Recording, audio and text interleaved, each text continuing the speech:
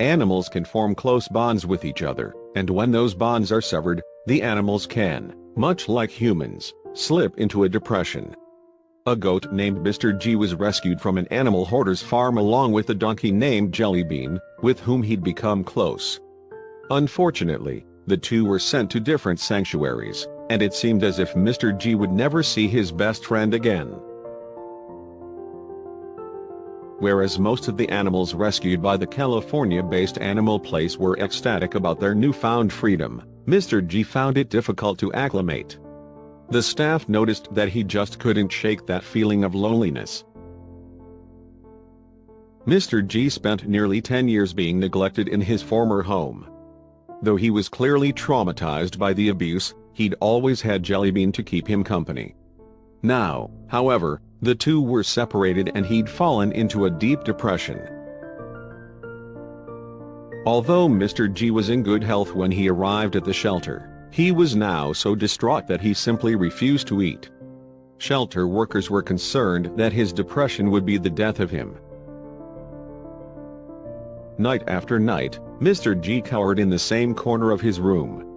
He would stare blankly at the wall, and if anyone came in to try to get him up and moving, he wouldn't even acknowledge them. It was heartbreaking to watch. Jeff McCracken, one of the volunteers at the shelter, knew he had to do something to help poor Mr. G. The workers couldn't stand how sad he was acting. The shelter was meant for positive new beginnings, after all. So, Jeff jumped in his truck and headed into the hills with an amazing surprise in mind.